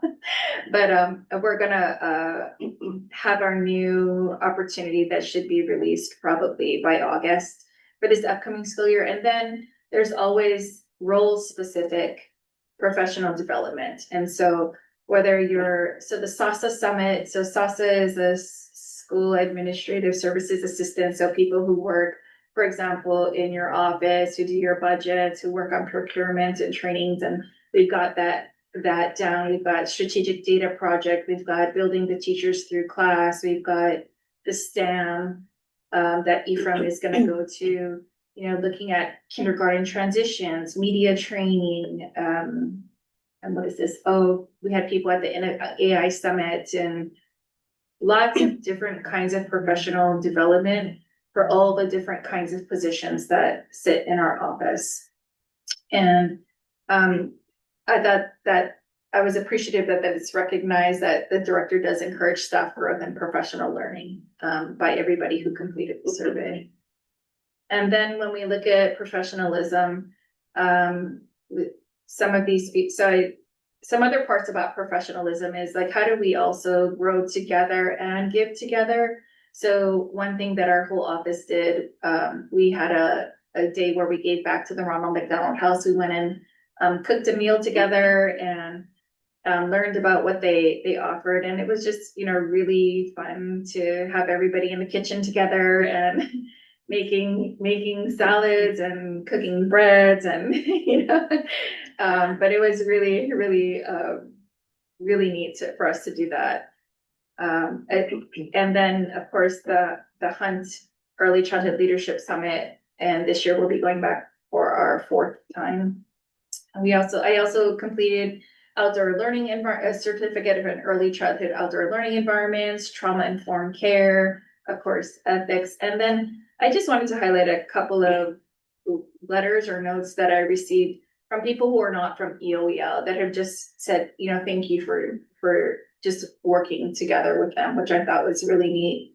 And then most recently, one of our educational specialists on our pre-K side organized this outdoor learning opportunity for the pre-K team to learn at Papahana, Florida. And so just ways in which that we're connected to our place, and then how can we bring these types of opportunities to our office, to all of our kumu, and then the keiki, so that we can continue to learn from the places that are all around us. And so this is what you will find in my portfolio. And if you have any challenges navigating any parts of it, then please let me know.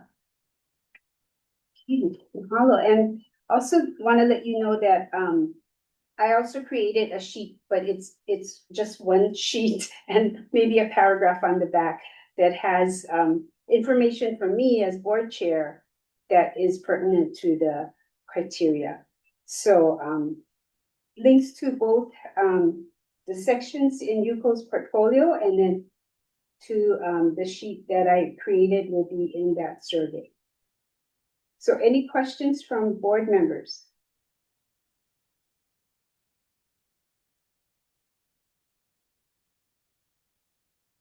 Any questions or comments from the public?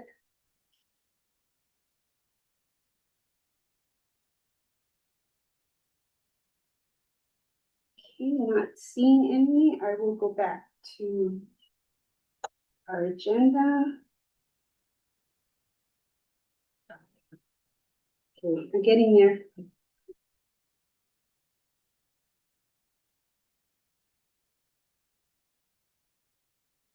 Sorry.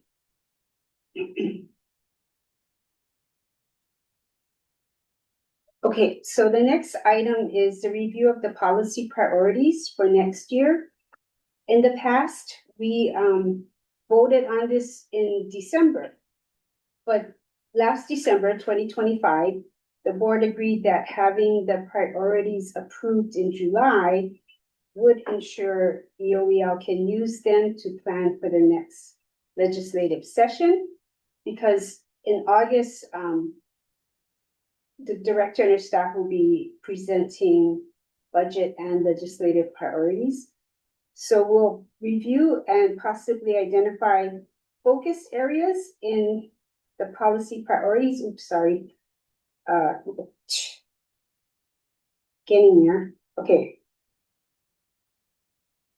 Okay.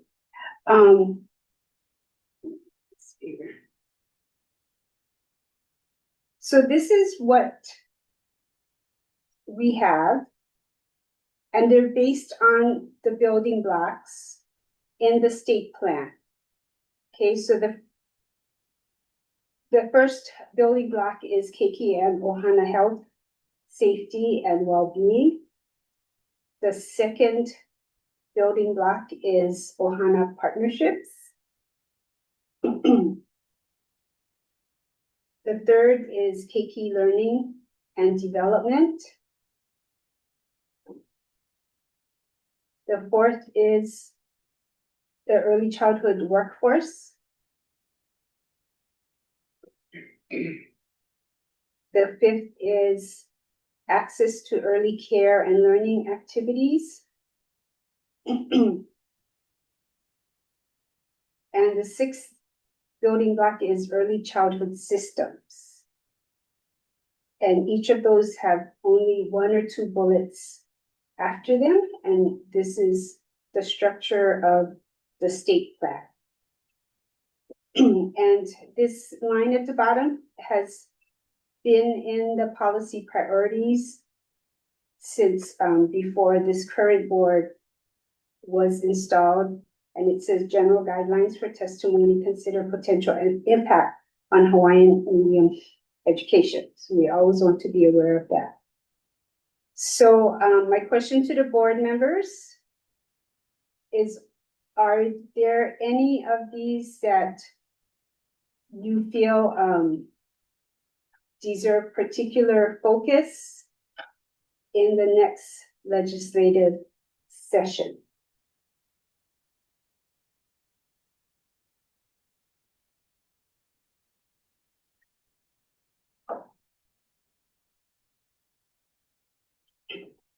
And the link to this document is in the printed agenda if you have that open on your screen.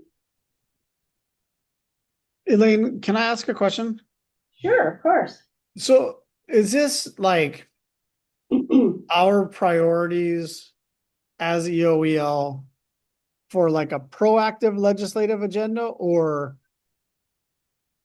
you know what I mean? Like for a budget ask or statutory changes, or is it, let's make sure we know what our priorities are so that we can respond, like, you know what I mean? And have a framework to respond to stuff that comes up. You see what I'm saying? Cause like those are somewhat different. I mean, I think they're both sort of useful exercises, but you know, there's the organizations that I've been a part of. Sometimes you sort of go into a legislative session thinking we don't really have any asks, but you still have to be ready to play defense. Sure. So yeah, I don't know if I made my question clear, if I'm No, confusing. I understand what you're saying. And the second option that you said to be able to respond, that's how this document has been used for the last couple of years anyway, because we only approved it in December. It would be, you know, created and then we have to discuss, and then it would be approved in December, which then made it possible for use for responding. And the discussion last December was, how about if we do it now and approve it now? So if EOEL needs to, and if the board wants to identify areas of focus, we can let Yuko and Jen know now so that it can be used as a proactive tool. Does that make sense? Yeah, I mean, you're saying that we're ahead of where we normally are in the timing. So it could theoretically do a bit of each. Correct. Yeah. And we don't have to identify priorities. You know, it's not a very long document. If really obvious things come up between now and session, we can always come back to it. So I think what I'm asking today is whether board members really see any of these building blocks as areas of particular focus. If we want to just keep looking at it, we can just approve it as is. It's the same document that we had last session, because again, it's built on the state plan. Okay, Stephanie, you have a hand raised. Yeah, I'm curious, and I'm not sure who the right person is to answer this question, but in the various early childhood system meetings, advocacy group meetings, are there focus areas or particular bills that other organizations or coalitions are hoping to promote relative to early childhood education this session? Yeah, I would general speak. Hi, Stephanie, this is Jen. So I've heard a few things. I think the challenge for us is the timing for us, because of the additional layer of approval from the board, is a little earlier than a lot of folks work, even within the executive branch. But that said, just kind of very broadly, I've heard a lot of discussion about some folks being interested in kind of pushing on areas that may not actually require legislation. Things that might be ways to uplift the system that would maybe move through administrative rule changes, things like that. I've heard some folks, talking about, and this is just very broad, anecdotal kind of, this is the kind of background buzz that I'm getting, about trying to maybe support family and childcare providers in a different kind of way. I think there might be some interest with some of our partners in doing something along those lines. I do think there is a continued concern with SEILs and their situation. In particular, the FCIL programs that are receiving NHEA funding from the federal government. And I would say the other component would be, I think there's still some desire to continue to pursue the, support for apprenticeship program, grant program of some sort. And that was something that had been introduced and advocated for over the last 2 legislative sessions. Is that kind of? Yeah, I think that's helpful. I think what I'm thinking about is, we're a system of systems. And so to the extent that we can be proactive as a board about locking arms with other folks across our systems around policy priorities. So I almost feel like this is a little bit early to say, what do I personally want to prioritize based on what I've heard? Because I think it's helpful to hear, like, what do we as a system want to try to prioritize? For example, I know in the past we've talked a lot about compensation as a big lever and a few other things. And so I think as a board member, I'd feel excited about voting on a set of proactive priorities based on how we are working alongside other early childhood organizations to try to move an agenda forward. Thank you.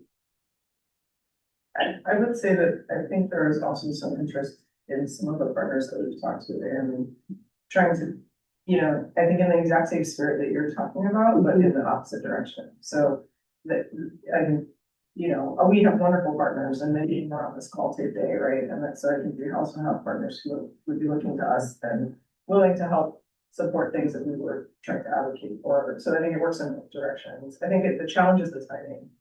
Because we have to make decisions much earlier if we're gonna get board approval and ask for governor to include it in his admin package, then certainly separate, partner organizations that are not affiliated with the state, they have much longer to kind of work on these kinds of proposals and their priorities than we do because of some of those additional like bureaucratic layers. But I think that's the challenge. Sorry, I think there's an opportunity there though to reach out to other organizations and say, look, we're working on what our priorities are. How can we be an advocate and a partner in advocacy to potentially include things in our package to the governor? Right. And so I just wonder if maybe this is something that those conversations can happen, and then we can potentially vote on something in August that's built based on conversations with our partner organizations. We don't have to vote on anything today. People can keep thinking about it, and we can come back next month and reflect on it again. Yeah, and can you share the deadline to get stuff in for the admin package is in August, right? End of August, or is it in September? The admin package deadline is a little bit further out. I think we'll double check. We don't have the timeline currently, but it's usually the fall. But I think we ideally would like to get board approval first before, so that's why the August target was set, so that we would have board approval before submitting it to the So governor. for the last couple of years, we've missed our August meeting. So usually we present in August so that there can be a vote in September. Because usually it's due sometime around October-ish into like it to submit it in for the budget. But the last couple of years when we missed our August meeting, we've had to say it's coming. We're gonna have our board meeting pretty soon, and then we have people back here, like as soon as the board votes, like we're working on uploading, like right here in the room at the same time. So, but I just want to share, like there are groups of people who are having conversations. It's just that if we have to present something to the board in August, they may not be fully certain about either what they want to advocate for or whether, you know, however it may go. Some people may not be certain yet in August. So we might not have the information from the partners, is it? I mean, they're People will talking, still be they've working. been having meetings, you know, but I think people are just trying to do a lot of research and have other kinds of conversations.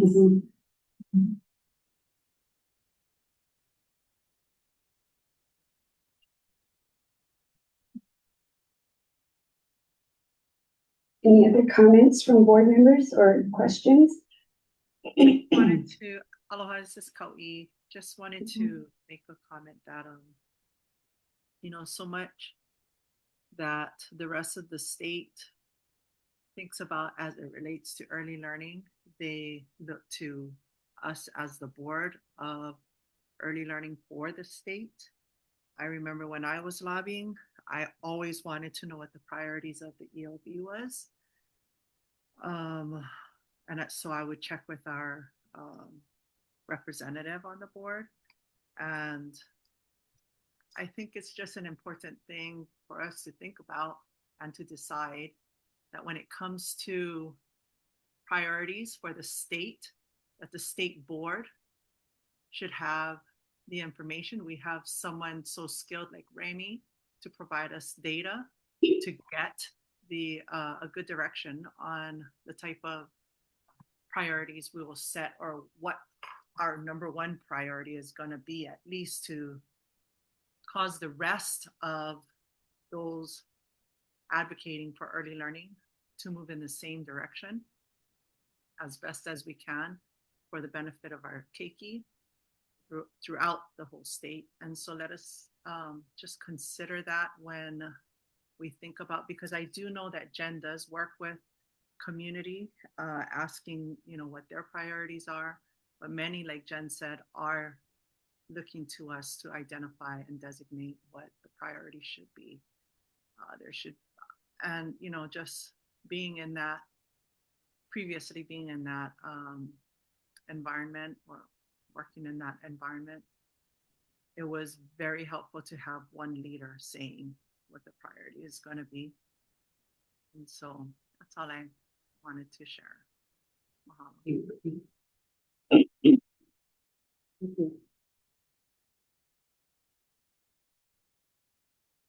Any other comments, questions from the board?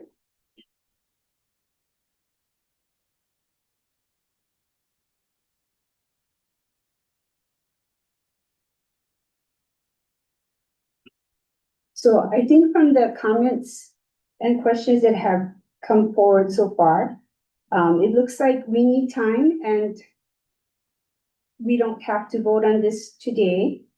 I would ask board members to look at these, and next month we can come back and see if there's other information from partners. If you are hearing about something, if you know, we can look at the building blocks and see if there is something that will or some things, some areas that we want to prioritize. So I'm suggesting that we move this conversation, to next month. We'll continue it, and everybody keep their ears and eyes open. Any objections to that? from the board? Elaine, can I just maybe layer in that before we come together next time, maybe when we come together to vote, it's not just looking at this and sort of having our ears to the ground, but it would be helpful to get a sense from EOEL staff, like what they're hearing and seeing as the priorities to go in to inform our conversation next month. Thank you. And what Any the other data is showing. comments? I'm sorry, Elaine. Just to Yeah, add to what please. Stephanie's saying, uh, especially to see what the data is showing. Where should we be as a state? Where should we be moving? What direction should we be moving in? Okay. Just the data. I just want to give a heads up to Yuko, Raimi, that that's the kind of information we need. Yeah, and then also Jen too, just knowing her conversations that she's had in the community and with community that, and based on conversations at the legislature, she can also say, no, not that one. No, not that one. Yes, that one would be probably best because this is how everyone is speaking at the legislature. You know, something like that so that we can get on the right path, data, and then yes, information from other EOEL staff.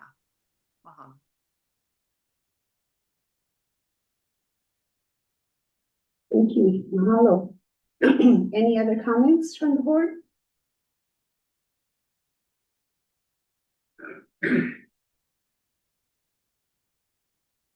Thank you to the EOEL staff for all that you folks are doing and will continue to do, and we'll continue this conversation next month. So, mahalo everybody. And let's see. Are there any comments from the public or questions?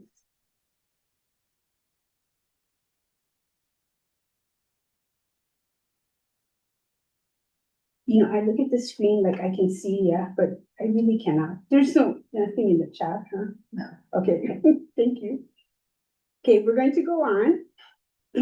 We have a presentation from Douglas Cullison, the pre-kindergarten program manager from the School Facilities Authority. And I want to thank the governance subcommittee because he presented some information at our last governance subcommittee meeting. And then the committee really felt that this was information that needed to come to the whole board. And thank you, mahalo, Doug, for being available. And I'm going to stop sharing and give it to you. Thank you, Elaine. I just want to make sure everyone can hear me before I get started. I can hear you. Yes. Okay, great. I'm going to share my screen.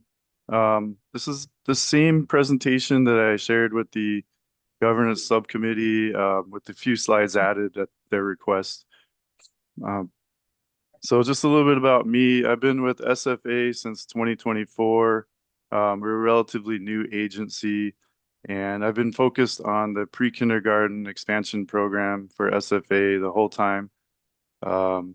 When I first came, Ricky and I started on the same day. He's our executive director. So he asked me to look at a way that we can use data to prioritize, where we work. We've been getting some concerns from private providers, and we really wanted to make sure that we created something that would balance, where we can our expansion in ways that wouldn't negatively impact private providers, because we were concerned. There's a lot of concern with, free public pre-K competing too much with the existing private providers. So I'm going to get into a little bit of how we did that. And then I'm going to talk about our intake process for our projects. And then I'll just take some questions, and I'll show you our project dashboard as well, so everyone can see where we're working and what we're working on. Things we've looked at that we decided wasn't feasible. We're trying to be as transparent as possible about that. So we have a public dashboard. I'll show you where you can see that as well. So first I'm going to start with our overall delivery strategy. We're trying to deliver preschool expansion on either existing DOE sites or other state facilities. We're also looking at ways to partner with counties on county land. And our main strategies are either renovate existing facilities or build new facilities. We kind of think the sweet spot with building new facilities is somewhere between 4 to 8 classrooms. If we have enough land, then we would, we're open to building more. I think our biggest right now is close to 13 classrooms, but it's early concept. I think once you get beyond that, capacity gets so big that it's kind of it becomes a big community concern. You're having close to 300 students at that point, so it's almost like a small elementary school. So we don't really typically go over 12 classrooms for the most part. So we've developed areas of focus. We looked at capacity versus population, and we developed a shortfall model, and we allocated it using a weighted formula. I'll get into that, but it's basically based on housing, job density, and traffic data. And then we looked at everything using the DOE's high school area. They have ArcGIS, up on the state's website. And we thought that was the best way to allocate things because it's broad enough to where you're not looking at super detailed little blocks of data. And also from a legal perspective, the high school area serves as kind of a legal nexus for things like school impact fees and stuff like that. So we wanted to be aligned with that, just from a legal perspective as well. So that was another reason why we chose the high school areas. And I just want to caveat, because maybe not everyone is familiar with DOE's high school areas. I was very confused because they also have the high school complex area, which that includes 3 high schools. This is a high school area, so it's the geographic area for a high school, not the complex area. Complex area is a level higher. That, in our opinion, was too broad for trying to plan individual preschools. So just this is an important caveat that I learned early on. So I'll get into how we developed our model. Step 1, so we identified the shortfall by island first, top-down approach. How much population versus capacity, how much of a shortfall is there? And then we had some assumptions that were already kind of being used by others, I think by the LG's office and kind of others. I guess they assumed that, that shortfall out of that, whatever wasn't being served, somewhere around 20% of families would decide to stay home. So we took that's how we got the shortfall. Step 2 was detailed multi-factored analysis at the census tract level. So we went down to the census tract level, and we used ArcGIS. I think they have a Business Analyst Pro service. And so we looked at the census data at the census tract level, and looked at the population in the area, job density, and traffic data. And then we kind of back tested that. We ran the model several times. We wanted to come up with a weighting that produced something that kind of passed the smell test, because our initial weightings, if you just look at where people live, it was telling us downtown would have 0 demand, and just didn't pass our kind of smell test, common sense. I think downtown has tremendous demand, just looking at the price of preschools downtown. So job density ended up getting weighted heavier. And what we landed on was the housing shortfall would be 30%, job density would be 60%, and traffic was 10%. And the data that we used was, so for preschool capacity, we had the patch Hawaii license capacity and the charter school capacity and EOEL's capacity as of 2023. And then we took the 2023 population data from ArcGIS as of April of 2024. So, oh, rather, sorry, I misspoke. The patch data was as of July of 2024. Sorry. So we wanted to try to compare apples to apples with this. And we wanted to have, you know, a starting point which was kind of aligned with where we were in the time when we were looking at this, which was the summer of 2024. So the demand shortfall,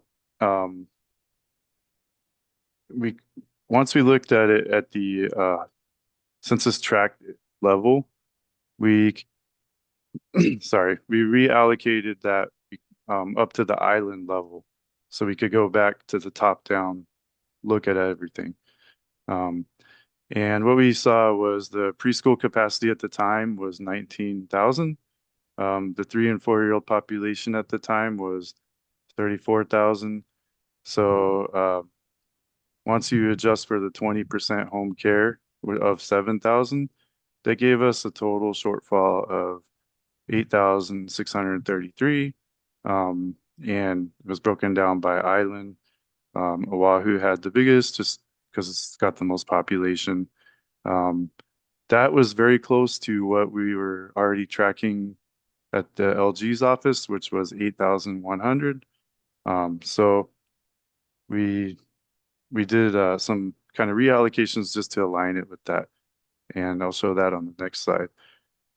So then we took this shortfall analysis by island and then went back and disaggregated it back down to the high school level. So we got super high level data and then very minute detailed level data and then rolled that back up once we did our weighted value analysis, went back up to the island level and then allocated everything back down to high school complexes, which is what we wanted to use for our planning of this. So we needed to align our analysis to the plan that was kind of already in place at the time, which was the 8,000 seats. We ended up making adjustments mostly to Oahu because it was already the biggest. And then our initial analysis said, don't do anything on Lanai or Molokai. We didn't think that was fair, and we already had projects that were in play when it came. So we had to make adjustments so that we could do those projects. And then since those two islands are kind of in Maui County, we kind of just adjusted Maui down for what we were doing in Lanai and Molokai. And then so we have our plan, we looked at it every year. So SFA had already done projects with EOEL in 2024 and 2025. And we went with those. We tracked what we did. 2025, we tracked the progress for that. And then 2026 was actually last year. This is fiscal year, sorry. So we did the 367, and then this summer we're about to do 500 more seats. But every year we track it, and as projects come in, we adjust our plan. And if we can't do as many as we wanted in one year, we try to make up for it in the next year. So you kind of see every other year, kind of the first half, like 2024, we have 200 seats. 2025, we have 700. 2026 was a little bit lower at 367, and 2027 is 500. We try to meet the goals for opening 25 EOEL classrooms and whatever else we have um, every year. But sometimes classrooms open before we construct them, so that's why you see this kind of rolling wave kind of pattern. So yeah, so then um, we're tracking everything at the high school complex level, um, and we're rolling it back up into that map that I showed earlier. I do meet with UEL and DOE and the Charter Commission once a month at the LG's office, and we discuss potential projects. And I always report on just where we are overall.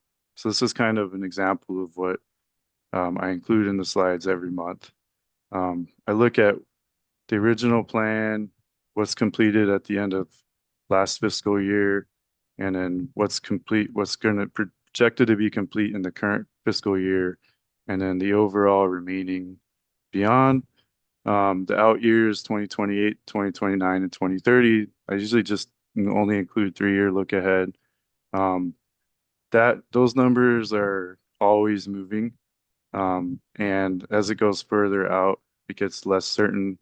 So we try to schedule everything as quickly as we can, but you would see like 2028 and 2029 fluctuating like wildly.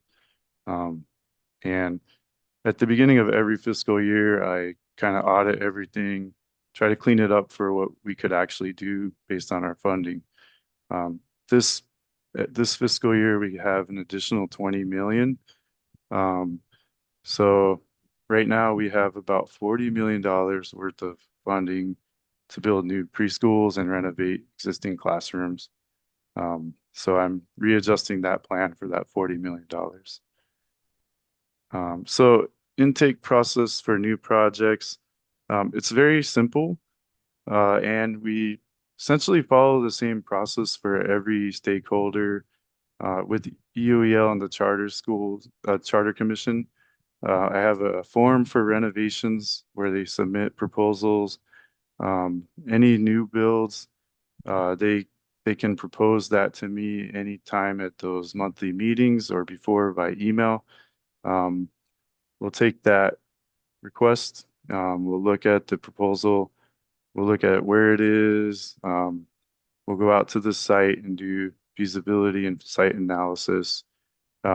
If that comes back and it looks like it's a feasible project, then I will talk to the stakeholders and we'll do a project analysis of why we should do it, which rooms to prioritize.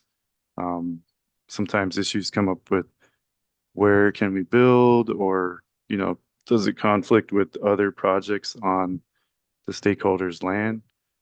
So we'll work with them and we'll get advice on how to move forward. Perhaps we just have to time the project for a few years later, which we've done a couple times. And once we have a picture of when we can build, and if we all have alignment that we want to do the project, then we start the design process. I have designers statewide that are just waiting for projects. And this process is the same whether we're working with EOEL, DOE, or the Charter Commission, or even counties. All the county coordinators have contacted me and they've asked me to look at opportunities. Sometimes it's on county land. Many times they know of state land that they believe would be a good location. So then we'll talk to the state landowner. So I've worked with every county. Sometimes it's harder to do county projects because we have geo bond funds, and there's limitations on what we can do with geo bond funds. It's easier if it's on state property, so it is a limitation. But the counties, many times they want to do projects that will ultimately be operated by a private operator, much like what the city and county of Honolulu does at Siegel Schools. It's been a successful model of a county contracting out. We do have projects with EOEL that EOEL is going to be contracting out. So it is good to see that, we're all kind of trying to raise the tide for everyone. We're trying to expand public pre-K, and all of us work together to also find opportunities for contracting where it's feasible and where it makes sense. So we're not just only trying to do public pre-K as well. So next is our dashboard. I'm not going to show you all the detail, but you can find it on SFA's website at hisfa.org/preschools, and then just scroll down. So here's a screenshot. So it'll start you out with the project summary data statewide. You'll see on the left just a general map with dots of where all the projects were.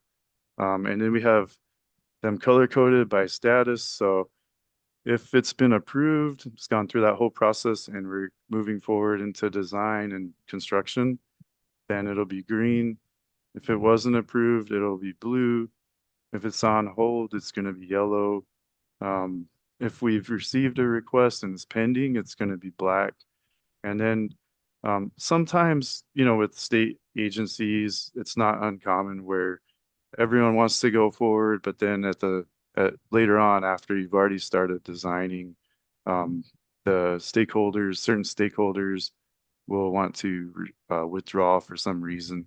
So we track that as well, just because we want to keep track of everything we've worked on.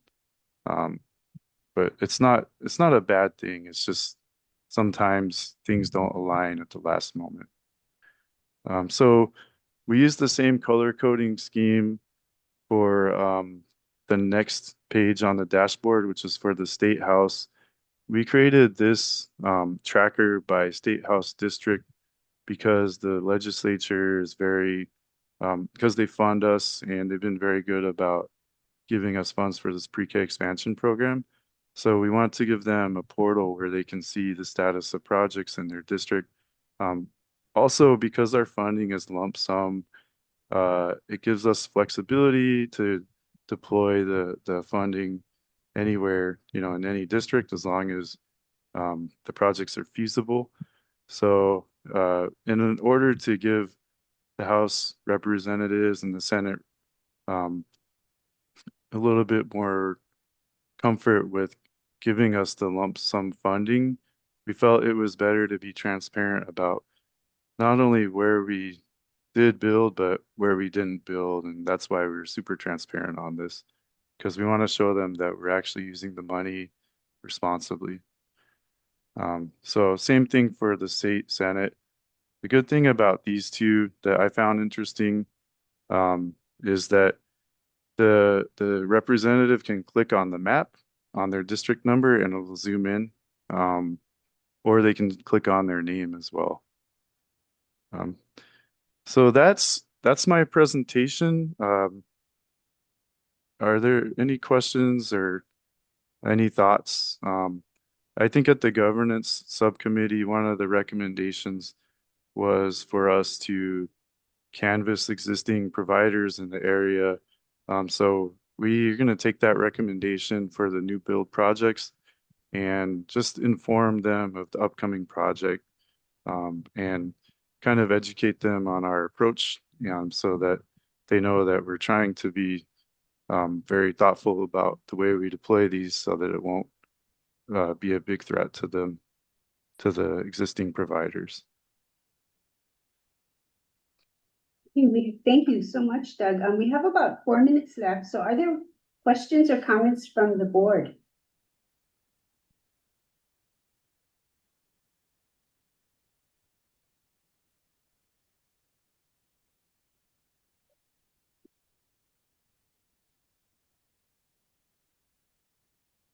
There's a lot of information.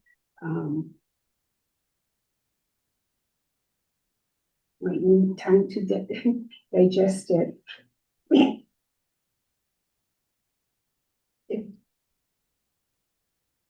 Okay, if there are no questions or comments at this time from the board, I'll open it up to the public. Any questions or comments from the public? I have one, Christina Cox from Yes. JCAA.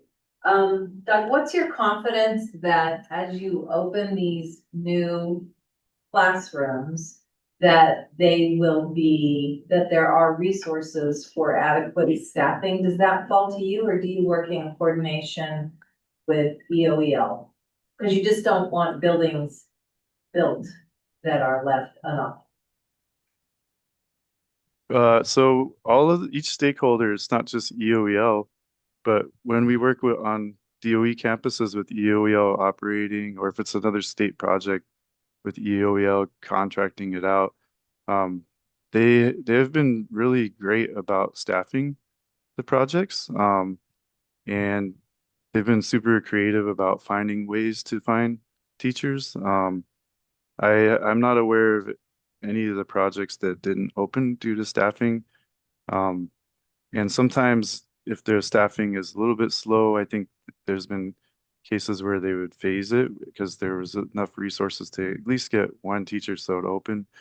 And DOE has also been pretty awesome about helping staff. As far as I know, UCO handles all of that for EOEL. On the charter side, I'm not aware of any issues with staffing. The charter commission helps the school with the staffing.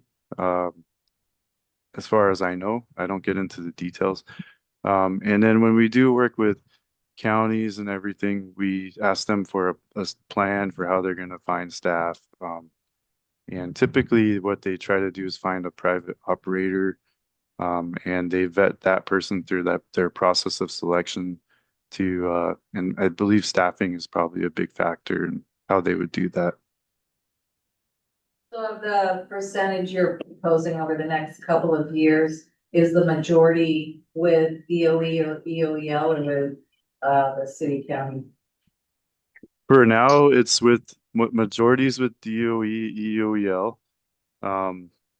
With our funding, we have 2 projects that are in construction. They're going to probably be done in 2 to 3 years. Those are charter school projects.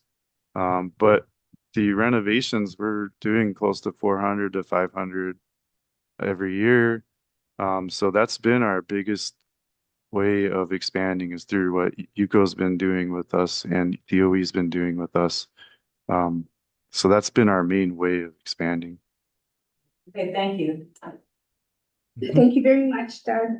We're at 4:00 and so we have to end. I want to thank again Christina that was just asking questions, and Lynette for having us at the Seed Center. Thank you, Kevin, EOEL tech person, and mahalo to everyone. And we'll see you next month.